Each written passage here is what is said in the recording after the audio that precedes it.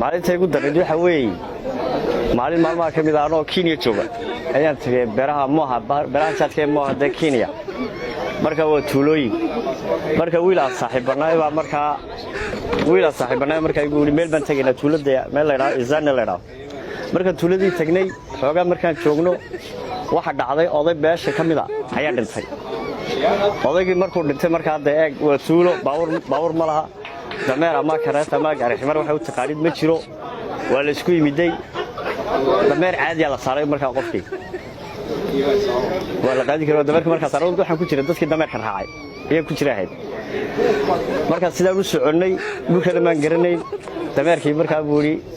dhig la qabto waxay dhiibatay dad baxsado duurku galay xabaalina dad baa sii qodayo de waa laga shaqeynaya dumarkiina way shaqeynayaan oo tan de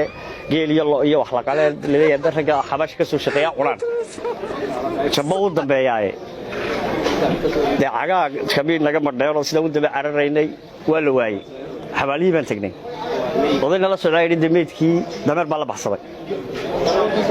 de waxa la yiri dadkii waxa ugu noqon ma jirtee waxaan odhanaynaa meedkii waan soo aasnayba waan noqonay sidaan wada socdo meeshii aan tagno meedkii waan soo aasnay daqiiqado markii cuntadii loo soo dhigay fadhinaba dameerkii dhig la qabtay 280 ku socda yaa meesha soo dhex istaagay ya mid hilibkii kullu qof mid waxa jira mutulay yar si fiican u dhisan mid baa mutulkii ka baxay maalintii igu yaa badnayd baa